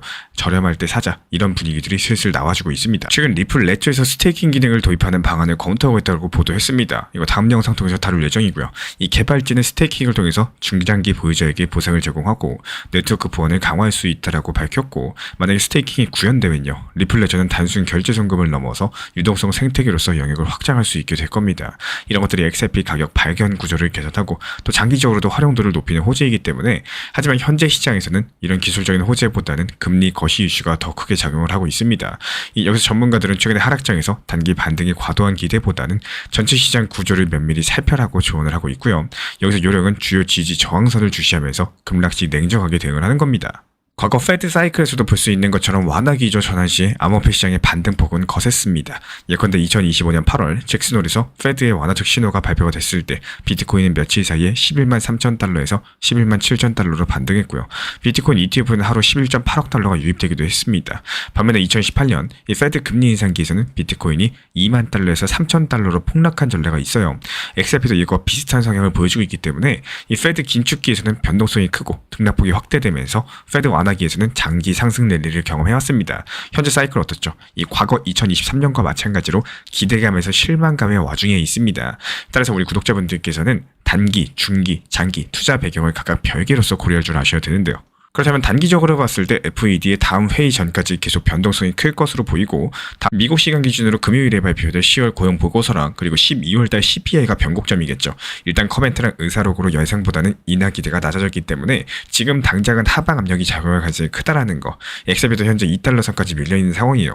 이 단기적으로 매수 포인트가 2달러대 초반부분에서 고려는 할 수 있겠지만, 이게 과매도 구간이라고 할지라도 반등 여부는 미지수입니다. 페드 관련 뉴스가 나올 때마다 매도랑 매수가 빠르게 교체하겠으니까요. 이 데이 트레이딩 관점에서는 손절선을 엄격히 가져가셔야 되겠죠. 보수적으로 한 번 더 2달러대를 테스트할 경우 그때 매수 기회를 노려볼 수도 있겠습니다. 연말까지 큰 틀에서 봤을 때 연준 정책의 영향이 계속될 것으로 보여요. 이 최악의 시나리오에서는 페드가 12월 달에 금리 동결하고 내년 상반기까지도 금리 인하를 미루는 겁니다. 이런 경우에 올해 말까지는 암호화폐 시장이 저점을 다지는 패턴이 이어질 수 있다는 거. XRP 가격도 2달러대 초반 초반대 유지하면서 횡보하거나 약보 합세를 보일 가능성이 있기 때문에 이 기존 시나리오로는 12월달 FOMC 전후로서 페드의 입장 변화가 일어나고 2026년 1분기부터 금리 인하 기대감이 커지는 경우입니다. 이때 위험자산에 대한 수요가 돌아오면서 암호화폐도 회복 탄력을 받을 수가 있겠죠. XRP가 2달러대 구간까지 회복을 시도하면서 이 시기에는 2.21달러대가 저항선을 제시할 것으로 보입니다. 이런 것들까지도 넘어선다. 연말에서 내년 초 중반 정도에는 추가 랠리 기대가 생길 수 있겠습니다. 이 최선의 시나리오는 금리 인하 시점이 예상보다 앞당겨지면서 이에 따른 유동성 공급이 빠르게 늘어나는 경우인데요. 이 시나리오에서는 2026년 초부터 비트코인이 120K를 뚫는 와중에 XRP도 3달러대 진입하면서 심지어 4달러대까지 가파른 상승세를 볼 수가 있겠습니다. 특히 ETF 승인과 네트워크 혁신 등이 겹치면서 이 상승 동력이 강해질 것으로 보이고, 반면에 최악의 경우에는 페드가 2026년도까지 금리 인하 시점을 확정하지 못하면서 경기 후퇴 우려가 심화돼가지고 위험자산 전반이 회피 분위기로 접어드는 상황이겠죠. 이때 XRP는 2달러 아래로 재하락하거나 다시 1달러대까지도 크게 밀릴 수도 있겠습니다. 단기 시나리오상의 1, 2년 이상의 관점에서는 XRP의 펀더멘탈과 암호화폐 산업의 발전이 관건입니다. 당장은 기술적인 성과랑 제도권 수용 여부가 상당히 중요해 보이고요. XRP가 은행 간의 국제 송금, CBDC랑 연동, 여러가지 실물 결제 채널 확장 가능성까지도 가지고 있기 때문에 만약에 여기서 제도를 통한 ETF 승인과 이머징 마켓 채택이 계속된다? 그렇다면 장기적으로 봤을 때 비트코인보다 더 큰 높은 성과를 낼 수가 있다는 거. 실제로 2024년 말 기준으로 XRP 수요는 메사리 리포트에서 유의미한 성장세로 관찰이 됐습니다. 이 반면에 암호화폐 시장이 새롭게 조절되는 기간에서는 이 XRP도 단기적인 하락세를 겪겠지만 장기 투자자들은 기술적 진정과 수급 변화를 주시하셔야겠죠. 자주 발생할 수 있는 오해로는 페드 인하 발표는 암호화폐 반등으로 직결시켜 생각하는 겁니다. 실은 이것보다 더 복합적인데요. 페드의 인하 시기라거나 규모뿐만 아니라 시장에 반영된 기대감 변화라거나 정부 셧다운 해소 여부, 이 글로벌 지정학 변수 같은 것들이 모두 얽혀있는 상황이죠.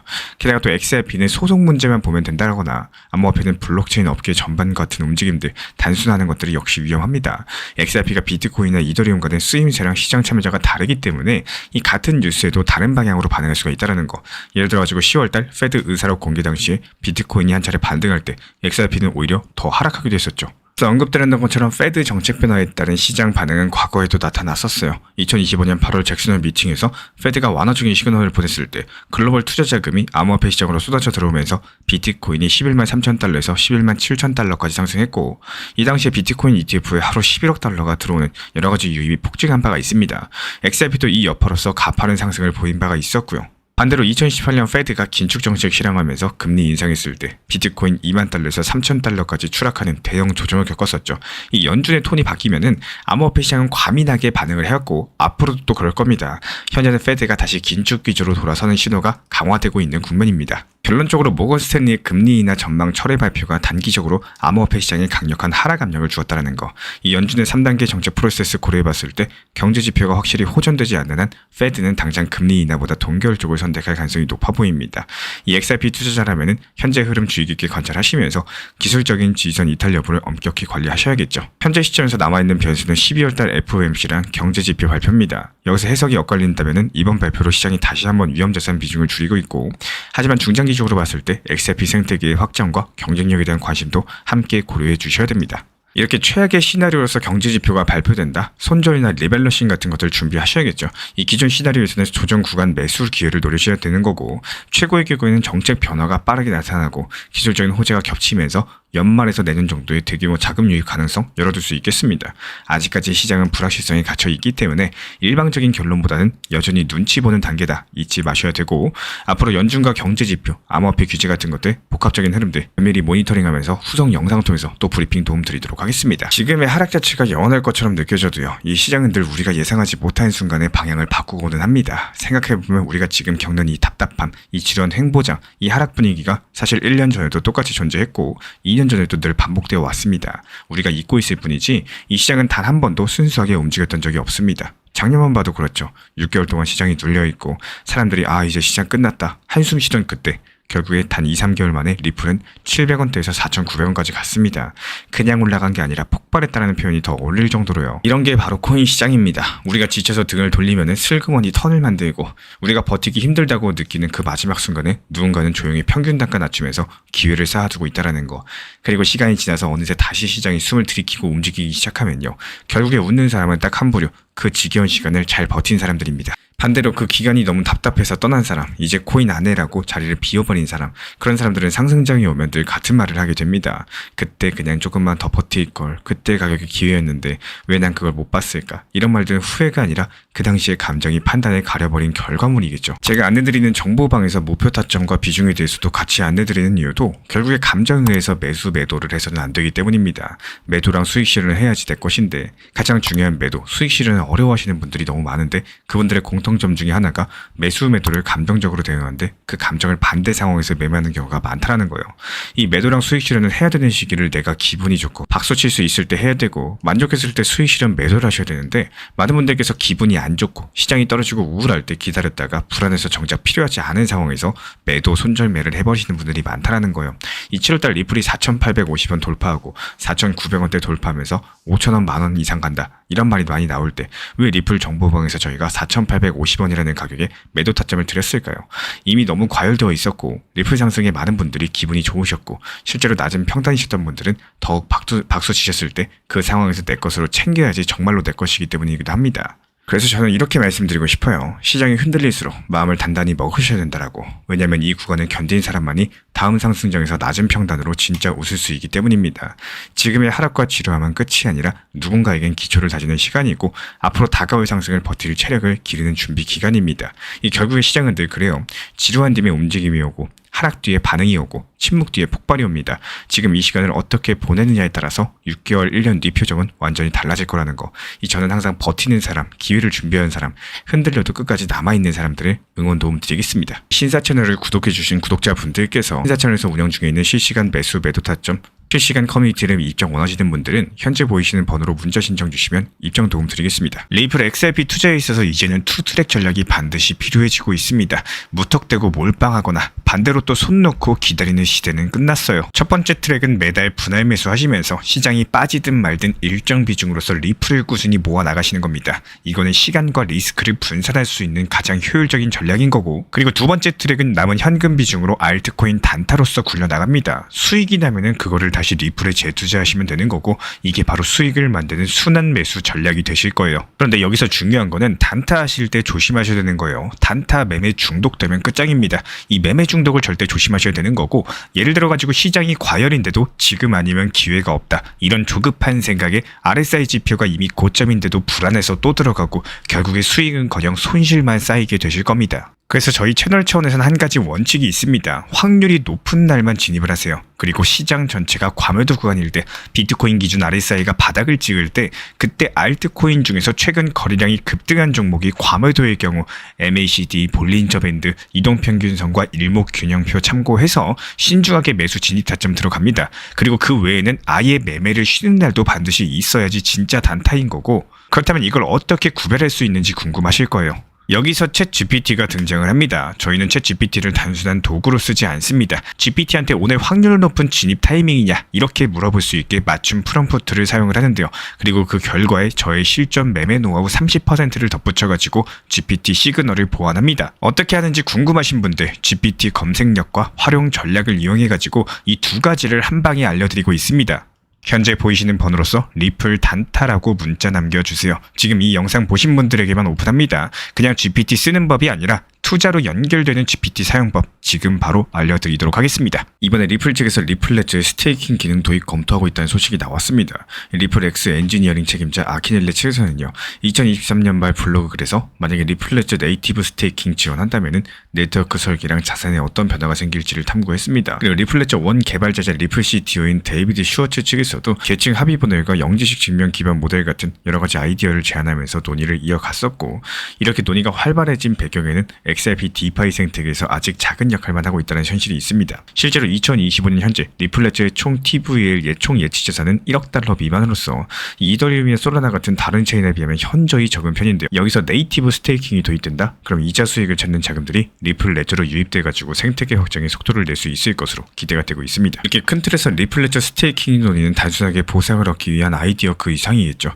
현재 리플 내부에서도요, 이 스마트 계약 지원 같은 프로그래머빌리티 강화 작업이 진행 중인 가운데 이 스테이킹 도입은 XRP가 결제용 자산을 넘어서 디파이에서 역할을 어떻게 확장할지에 대한 근본적인 질문을 던져주고 있어요.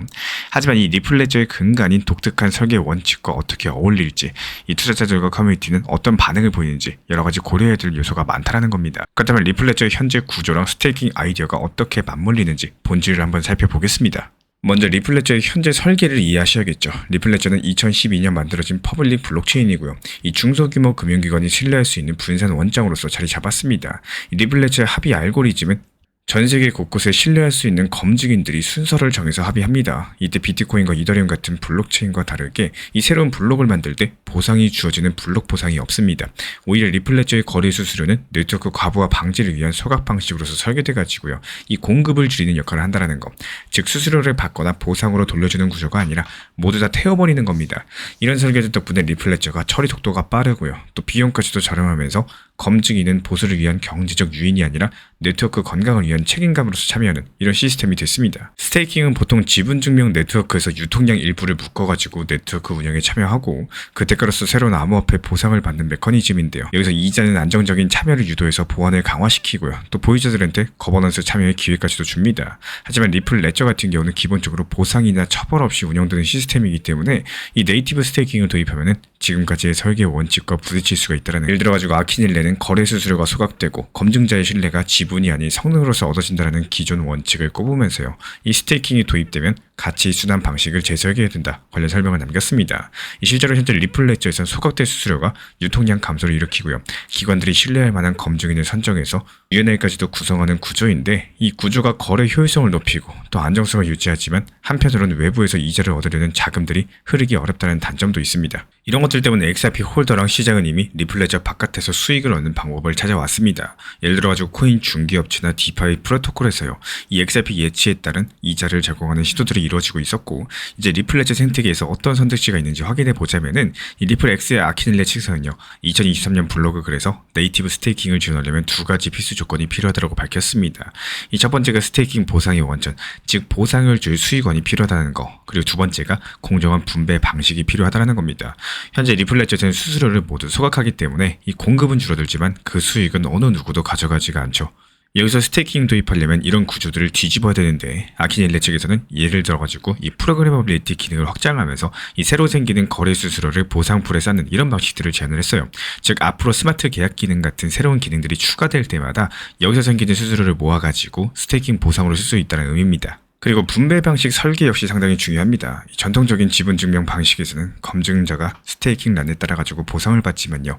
그렇기 때문에 네트워크 참여자 간의 이해관계가 달라지고 이 거버넌스 구조에서도 영향력이 생깁니다. 아키닐레가 스테이킹은 검증인과 참가자의 상호작용 방식을 바꾸면서 이 참여를 강화할 수도 있겠지만 거버넌스 동 역학을 미묘하게 재생성할 수 있다고 지적을 했고 쉽게 말씀드려서 보상을 주면 검증인들이 비용 최적화를 위해서 비싼 클라우드 대신에 이 저렴한 곳에 몰리거나 데이터 센터를 통합할 수도 있다는 거예요.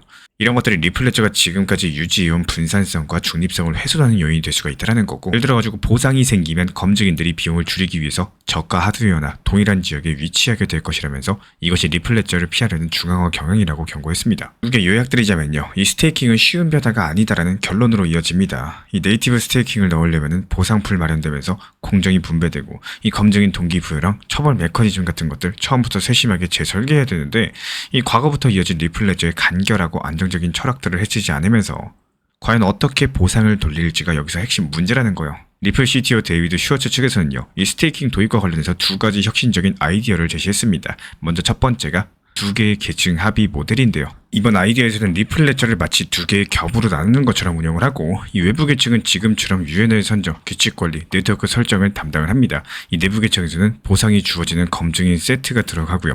이 계층이 실제 원장 업데이트를 빠르게 처리하도록 하는 구조입니다. 즉 기존의 빠르고 안정적인 합의 방식을 유지를 하면서 이 속도를 위해서 별도의 인센티브 기반의 검증 그룹을 두는 방안이라는 거. 이게 이론적으로 네트워크 속도를 유지한 채로 새로운 참여자를 유입시키거나 합의 방식을 다양화할 수 있어서 기술적으로 상당히 흥미로운 구조입니다. 그리고 두 번째는 ZK 증명 기반 모델입니다. 이런 것들이 스마트 계약 같은 무거운 연산을 네트워크가 직접 실행하지 않고 대신에 제로 지식 증명을 통해서 계산의 정확성을 검증하는 방안인데요. 즉 모든 노드가 복잡한 연산을 수행할 필요가 없이 이 거래 수수료 일부를 사용해서 제3자나 전문 수행 노드가 스마트 계약을 대신에 돌리고 그 결과만 ZKP로 검증해서 네트워크에 제출을 합니다. 이렇게 하면 리플레저 기본 원장은 간단한 합의만 처리하면서도 ZK 증명을 통해서 프로그래밍 가능한 기능까지도 추가가 가능하고, 이 슈어츠는 이런 것들을 통해서 무거운 작업을 분산 합의에 끼워 넣지 않으면서도 새로운 기능을 사용할 수 있다라고 설명을 남겼습니다. 하지만 슈어츠 자신도 이 두 가지 모델 모두 아직 당장 실현할 수 있는 단계가 아니다라고 평가를 했고, 트윗에서 두 개 측 모델이 이론적으로 흥미롭지만 그만큼 위험도 크고 현재 리플레저가 해결해야 될 뚜렷한 문제가 없다라고 지적을 했습니다. 이 ZK 증명 모델도 역시 기술적으로 상당히 복잡하고요. 활용 사례가 충분하지 않으면 큰 노력을 들일 가치가 없다라고 경고를 남겼고, 결국 이 두 아이디어 모두 다 미래를 대비해서 생각해 볼 수 있는 거지 이 조만간 반드시 도입해야 될 것은 아니라는 거. 이렇게 아키니엘레랑 슈어츠 측에서는요, 이 스테이킹에 대한 아이디어를 설명하면서 기술적으로 무엇이 필요한지, 그리고 그런 것들이 리플레저 설계에 어떤 영향을 끼칠지를 함께 분석을 했고, 여기까지 봤을 때 이론적으로 보면 이 스테이킹을 고려할 수 있더라도 이런 것들을 실제로 실행에 옮길 기술적 부담과 설계상의 변화가 적지 않음을 알 수가 있습니다. 또 다음으로 리플레저 현재 구조랑 스테이킹 충돌 요소, 커뮤니티 반응 한번 살펴보겠습니다. 리플레저의 기존 구조가 네이티브 스테이킹과 몇 가지 면에서 상충하는데요. 먼저 UNL 기반의 합의 방식입니다. 이 리플레저가 미리 정해진 검증인 리스트로 합의를 수행하는 방식인데, 여기에 스테이킹을 도입하면 검증인 선정 기준이 바뀔 수밖에 없는 거고, 아키닐레가 지적을 했던 것처럼 이 스테이킹이 있으면 검증인들은 더 많은 코인을 가진 참여자나 이 저렴한 비용을 쫓는 방식으로서 흘러가고, 또 이런 것들이 UNL의 분산성을 해칠 수가 있습니다. 그리고 리플레저의 수수료 소각 구조는 스테이킹의 보상을 제공하는 것과 모순인데요. 이 POS 체인에서는 블록 생성 새로운 코인을 발행하거나 거래 수수료를 검증인에게 나눠주지만 리플레저는 그 반대로서 수수료를 태워버리니까요. 만약에 소각하지 않고 보상으로 돌린다? 발행량이 늘어나거나 기존 설계가 바뀌는 셈입니다. 심지어 크립토 슬레이트 분석에 따르면요, 스테이킹 도입은 정치적인 압력이나 시빌 공격을 유도할 수 있다, 이런 우려가 존재하고, 예를 들어가지고 보상이 널리 퍼지면 누구나 검증자로 참여하려고 들 거고, 이런 과정에서 악의적인 노드가 등장할 위험 자체가 커지기 때문입니다. 이런 기술적인 충돌 지점 때문에 리플레저가 지금까지 강점이던 탈중앙화 중립성이 약화될 수 있다는 우려가 상당히 커요. 이 디자이너들은 수년간 완벽에 가까운 거래 속도, 수수료 효율을 위해서 보상 없는 구조를 선택했는데, 이제 그런 것들을 바꿔야 된다는 것은 상당히 신중한 문제겠습니다. 실제로 리플과 XRP 커뮤니티 내에서도 이런 점들에 대한 찬반 논쟁이 존재하고요. 일부 비평가는 리플레저 검증인이 인센티브가 없어서 이 악의적인 행위에 취약하다라고 지적을 남겼는데, 이더리움 검증인은 이더리움의 스테이킹에 보상을 받고, 또 비트코인 채굴자는 연상 능력 보상으로서 코인을 받지만요, 리플레저 검증인에게는 그런 보상이 없다라고 비판을 남겼고요. 하지만 슈어츠를 비롯한 리플 측은 여기에 대해서 최고의 인센티브는 인센티브가 없는 것이라면서 또 반론을 합니다. XRP의 토크노믹스랑 합의 모델이 고비용 구조를 피하고 또 기업 친화적으로 유지되어야 된다는 입장인데요. 그리고 이에 따른 많은 프로젝트들이 외부 체인을 활용한 수익 구조를 개발해왔죠. 대표적인 예시가 MXRP입니다. 리플레저의 EVM 호환 사이드 체인에서 여기서 운영되는 유동성 스테이킹 토큰으로서 미다스 같은 플랫폼에서 제공이 되고 있고, 리플레저 보유자가 자신의 XRP를 예치하면은 MXRP를 받고요. 이 토큰을 이용해서 다양한 디파이 풀에 참여해서 연 8% 정도 안팎의 수익을 얻을 수가 있다는 거. 실제로 MXRP에서는 약 2,500만 달러 규모의 자금들이 묵혀있고, 이더리움이나 BNB 체인으로 확장돼서 48만 명 이상의 XRP 홀더들이 총 8억 달러 규모의 래핑된 XRP를 컨트롤하고 있습니다. 그리고 리스타 같은 플랫폼에서 MXRP를 담보로 삼아서요, 이 유동성 풀이나 대출 마켓에 참여하면서 추가 수익을 올리는 사례도 나타났고요. 이것뿐만이 아닙니다. 이 플레어 네트워크랑 결합된 프로젝트가 주목받고 있다는 거. XRP랑 1대1로 담보로서 토큰화해서 이더리움 스타일의 디파이를 가능하게 하고, 2025년 8월에는요, 모어 마켓츠라는 자가 수탁 수익 플랫폼이 플레어랑 협력해가지고 XRP 인컴 계정을 출시를 했는데, 이 서비스는 사용자가 본인의 리플레저 지갑에서요, XRP를 플레어 FSS로 통해가지고 FXRP로 전환을 하고, 여기에 모어 마켓츠가 제휴 디파이 전략을 자동으로 운영해서 수익을 내도록 합니다. 여기서 얻은 수익은 다시 XRP로 전환돼가지고 지갑에 지급이 되고요. 이렇게 리플레저 본체가 제공하지 않는 인센티브를 별도의 외부 네트워크랑 연계해가지고 보완하는 흐름들이 현재 활발한 상황이죠. 그리고 거래소들이 제공하는 C파이, 이 중앙화된 금융 스테이킹이나 뎁 기반 서비스들이 생겨나고 있습니다.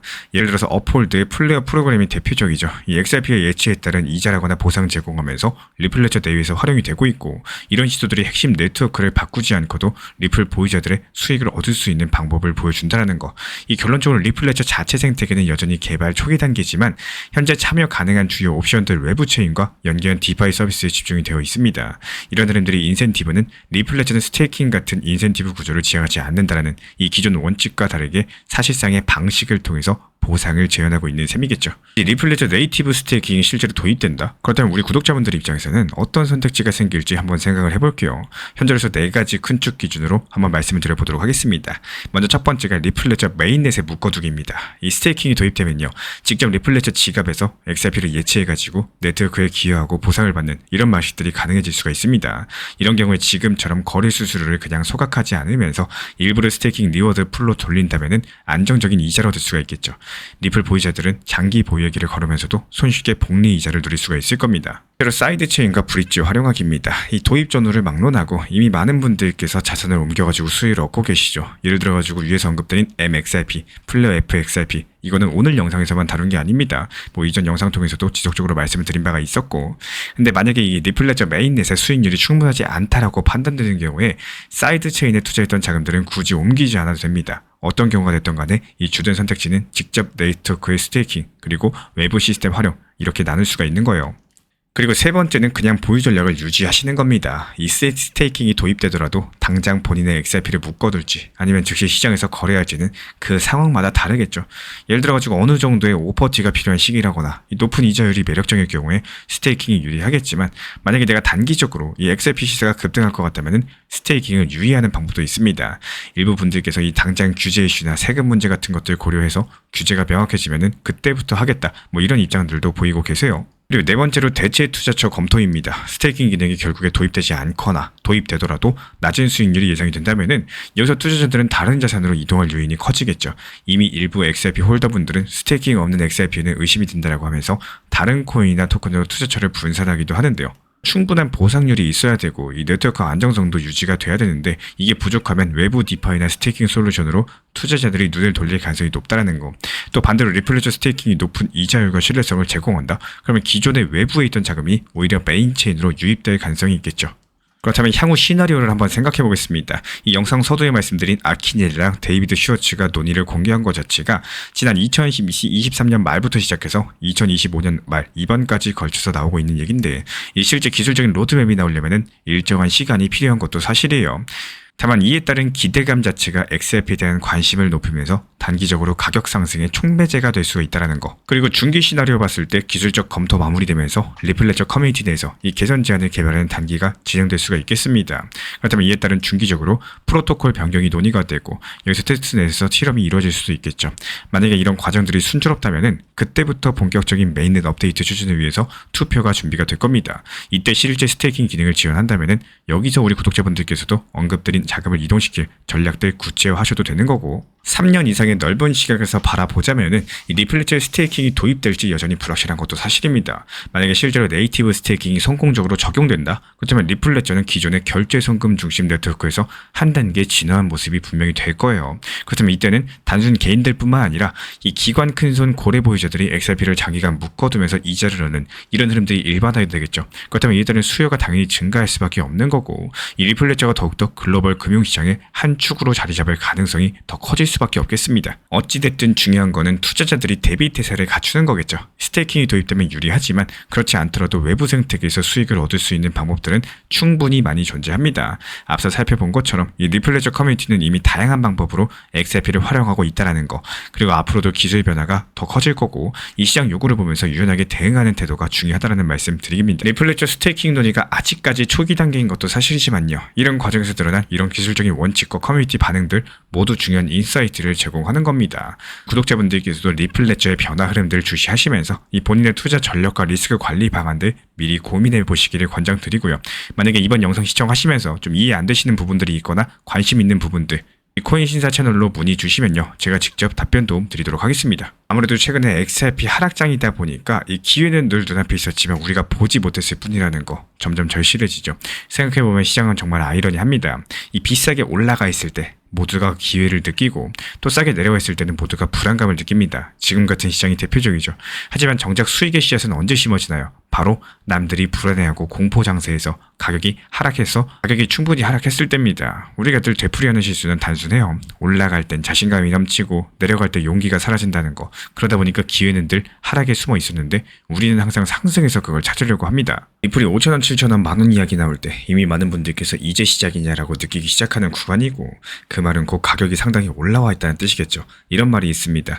미용실 갔는데 어떤 안주머니들께서 리플 얘기, 코인 얘기, 주식 얘기 하더라. 식당에 밥 먹으러 갔는데 너도 나도 코인 얘기하고 뉴스에도 비트코인 얼마 돌파했더라. 이런 말이 돌기 시작하면 고점의 신호다라는 말이 있어요. 반대로 지금처럼 불안하고 3,000원으로 내려오는 구간들, 듣기만 해도 마음이 무거워지는 자리지만 현실적으로 수량과 비중을 가장 효율적으로 맞출 수 있는 가장 계산적인 구간입니다. 물론 신기하게도요, 불과 1년 전만 해도 리플 가격이 700원이었던 때가 있었고, 그때 당시에도 안내드리고 있는 리플 전용 정보방에서도 리플에 대한 타점과 중요 이슈, 여러가지 내용들을 안내드릴 때만 해도요, 700원이었던 가격이 이제는 이미 3,000원 이상으로 이 자리를 잡을 정도로 큰 상승이 일어난 시점입니다. 그럼에도 많은 분들께서 지금 당장에 리플이 안 좋은 것만 보고 있지만, 결국에 얼마나 원칙 매매로서 시장을 대응을 하고 또 단기적으로만 보는 게 아니라 조금은 길게 그리고 체계적으로 전략을 세워나가는지가 정말 중요하다는 말씀 드려요. 제가 안내드리고 있는 리플 전용방에서는 이 항상 강조드리지만 오늘만 사는 매매가 아니라 항상 비중 조절하고, 이 같은 리플이어도 조금은 더 비중 조절, 원칙 매매로 대응하면서 효율적으로 운영해 나가시는 것들 추천드리고 있습니다. 그래가지고 만원으로서 리플을 5,000원에 사면 2개지만요, 3,000원에 사면 3개를 사고도 1,000원이 남습니다. 이 동일한 자본으로 결과를 바꿀 수 있는 유일한 구간들이 바로 하락 구간이에요. 이런 것들 이해하고 활용하는 사람과 무서워서 도망가는 사람의 1년 뒤 자산 차이는 말 안 해도 너무 명확하겠죠. 결국에 핵심은 한 가지입니다. 내가 불안하다고 시장이 나를 기다려주지 않는다라는 거. 내가 편안한 구간은 모두에게도 편안한 구간이고, 그 말은 즉 이미 좋은 가격이 아니라는 뜻입니다. 그래서 저는 항상 강조를 드려요. 이 시장에 속지 마시고 가격에 속지 말고 그 자리의 가치를 바라볼 줄 아셔야 됩니다. 어차피 리플을 믿고 장기적으로 보고 계신다면은 이 변동성에 흔들리는 게 아니라 변동을 도구로 삼으셔야 된다는 거. 지금은 누군가에게 공포지만요, 또 누군가에게는 평단을 다듬는 골든타임입니다. 결국 살아남는 사람은 믿음과 원칙과 실행, 이 세 가지를 동시에 갖춘 사람인 거고, 이런 구간들을 어떻게 활용하느냐에 따라 가지고 6개월 후, 1년 후의 결과는 완전히 달라질 수밖에 없을 겁니다. 리플 XRP랑 관련된 실시간 매수 매도 타점 속보들, 반등 타점에서 빠르게 실시간 브리핑 도움 드릴 예정이고요. 우리 신사 채널 구독해주신 분들 중에서 커뮤니티방 입장 원하시는 분들 현재 보이는 번호로 문자 신청 주시면 입장 도움 드리겠습니다. 현재 제가 안내드리고 있는 정보방 입장에 대해서 관심이 있으신 분들이 최근에 많아지셨습니다. 간단하게 한번 설명드려 보도록 하겠습니다. 먼저 항상 무슨 일이 있어도 업비트, 빗썸, 현물 매매로서만 안내드리고 있기 때문에 원칙 매매를 잘 활용하시는 것들을 추천을 드려요. 이 세 가지 방으로서 안내를 드리고 있는데요. 첫 번째로 가장 구독자분들께서 관심 있어 하시는 리플 전용방입니다. 리플 전용방에서는 말 그대로 리플에 대해서 집중적으로 단기 고점과 저점, 그리고 장기적인 관점에 대한 타점과 리플에 대한 시장 브리핑을 안내드리는 방이고요. 이 리플 전용방에서 안내드리고 있는 정보방 타점으로 단기 고점과 단기 저점에 대한 타점을 활용을 하시되, 신경 쓰는 매매가 아니라 목표가에 미리 걸어놓고 미국 시장이 활발한 새벽 시간대 혹은 업무 시간대도 신경 안 쓰면서 수익 실현과 저점 추가 매수 타점을 활용하는 방향으로서 안내 도움 드리고 있어요. 리플을 무조건 장기적으로만 보는 게 아니라 메인 비중은 장기적으로 보유하시되 일부 비중은 단기 고점과 저점을 살려가면서 비중과 수량을 늘려나가고 평균 단가를 낮추는 전략으로서 운영하시는 것들을 항상 추천을 드립니다. 그리고 두 번째로 단기 타점의 종합방입니다. 리플을 몰빵으로 장기적으로만 보유하다 보면 결국에 시장의 흐름을 놓치게 되기 때문에 적당한 알트코인들을 비중을 활용하시면서 적극적으로 투자 전략으로 살려나가는 게 정말 중요합니다. 예를 들어 가지고 좋은 엔진의 리플 코인을 보유했으면은 그 엔진이 잘 활용될 수 있도록 좋은 기름과 엔진 오일의 역할이라고 생각을 하시면 되는 거예요. 안내드리고 있는 단기 타점의 목표 타점, 성향은 말 그대로 단기적으로만 접근하시는 걸 항상 추천을 드리고 있습니다. 간혹 지금 시장이 안 좋은 단기적인 알트코인이 가능하냐 이렇게 생각하시는 분들도 계신데요. 지금 시장에서 단기 타점이 불안하다라고 느끼시거나 알트코인을 공략하는 게 맞나 이렇게 생각하시는 가장 큰 이유 중에 하나는 시장의 테마에 맞는 코인이 아니라 이미 급등이 나왔거나 주목을 받고 있지 못한 코인들을 공략을 하거나, 혹은 목표 타점이 비정상적으로 높거나, 혹은 순간적으로 움직임이 나올 수 있는 단기 고점의 타점을 찾지 못해서라고 생각을 해요. 결국에 투자 시장은 순환적으로만 흘러가기에 적당한 알트코인들을 비중에 맞춰가지고 병행하면서 여기서 나온 수익들로 리플의 단기 저점 매수의 계획을 통해 가지고 하나의 톱니바퀴처럼 움직이도록 내 포트폴리오를 구성을 할 줄 아셔야 됩니다. 타점은 말 그대로 단기 타점답게 수익 실현하고 나면 사실 그 이후에 더 상승하던 떨어지던 크게 신경 쓸 필요가 없겠죠. 시간 또한 바빠가지고 걱정할 필요가 없는 게, 항상 말씀드린 이 목표 타점에 미리 걸어두면은 신경을 쓸 필요가 없다는 점을 반드시 생각을 하셔야 됩니다. 그리고 세 번째로는 종합 브리핑방인데요. 중요할 수 있는 속보, 시장 브리핑에 대한 핵심 내용들을 전달드리면서 시장이 어떻게 흘러가고 앞으로의 시장이 어떻게 움직일까, 이런 중요 핵심 내용 같은 것들을 전달드릴 뿐만 아니라 메이저 코인과 그리고 스윙과 중장기적인 타점에 대해서 안내드리면서 단기적 관점보다는 조금 보유 기간이 있다라고 하더라도 목표 타점 자체를 높게 보는 방향으로서 안내드리고 있는 있는 방입니다. 대표적으로 최근에 도지코인에 대해서도 목표 타점을 높게 276원의 종합브리핑방에서 타점 안내드리면서 여유롭게 약 5일 정도 보유하면서요. 도지코인이 상승이 연달아 나오고 있을 때 오히려 과감하게 370원의 목표 타점을 안내드렸습니다.